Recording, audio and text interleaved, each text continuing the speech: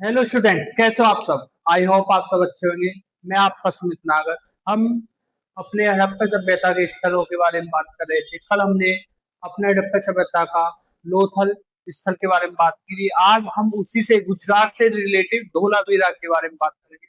आइए आज की वीडियो स्टार्ट करते हैं धोलावीरा की स्थिति के साथ। स्थिति धोलावीरा की स्थिति मतलब ये कहाँ पर है। ये गुजरात के कच्छ जिले के भचाऊ तालुका में मनहर मानसेरा नदी के बीच कादरी द्वीप पर। याद रखना, जो धोलावीरा वो किस नदियों के बीच पर हो, मनहर और मानसेरा नदियों के बीच कादिरा द्वीप पर स्थित है। ओके, इसको खोजा गया है जगपति जोशी यानी जेपी जोशी ने खोजा था।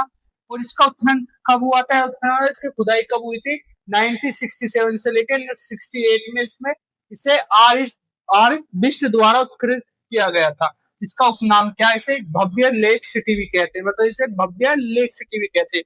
और क्या धोलावीरा का अर्थ क्या होता है, धोला का अर्थ होता है सफेद, वीरा का अर्थ होता है कुआं, यानी कि सफेद कुआं। क्योंकि यहाँ से जो है ना कुओं की मात्रा ज्यादा मिली, यहाँ पे कुएं बहुत ज्यादा मात्रा में मिले।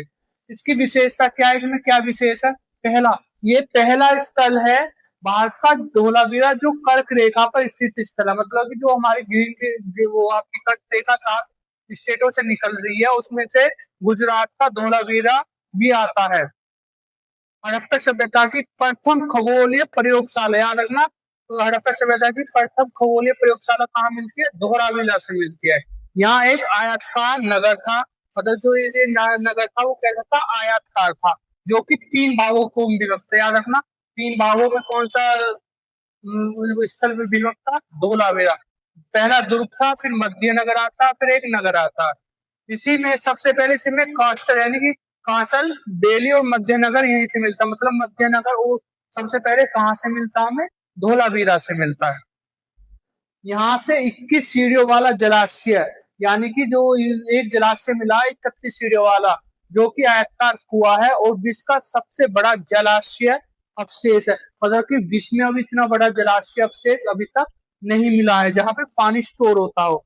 मोहनजोदड़ो के बृहत स्नान, मतलब मोहनजोदड़ो का जो स्नान गृह था उससे भी 3 गुना बड़ा है, तथा 12.80 मीटर लंबा मिला है। मतलब कि इसकी लंबाई कितनी है, वो 12.80 मीटर लंबी है। ठीक है। सर्वाधिक सुरक्षा प्राचीन एक प्रवेश द्वार तथा सुरक्षा दीवार में बुद्ध भी मिला। मतलब कि जो ये धोलावीरा, ये पूरा जो नगर जो है ना, पूरा ही एक सुरक्षा दीवार में, एक ही सुरक्षा प्राचीन से घिरा हुआ था।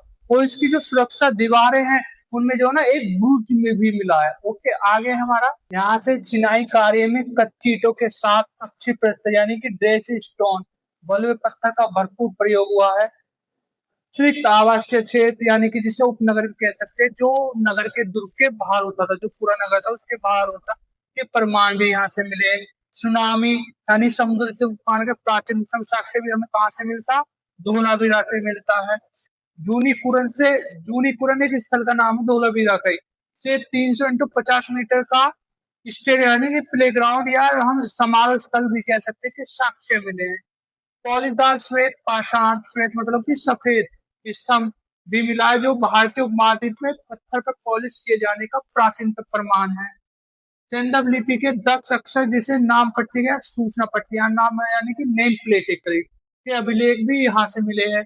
यह 3 मीटर लंबा आकार में लकड़ी के तख्ते पर जिप्सम से लिखा गया था। कौन सा, जो आपका क्या नाम है, सूचना पट्टी यानी दक्ष अक्षर वाला नाम प्लेट, नेम प्लेट थी, वो किस तरीके से लिखी गई है, जिप्सम से लिखी गई थी लकड़ी के तख्ते पर। यहाँ से 4 अक्षर वाला, याद रखना है, यहाँ से 4 अक्षर वाला साइन अभिलेख मिला है, जिसे सिंधु सभ्यता का बलुआ पत्थर पर लिखित प्राचीनतम अभिलेख भी माना गया है।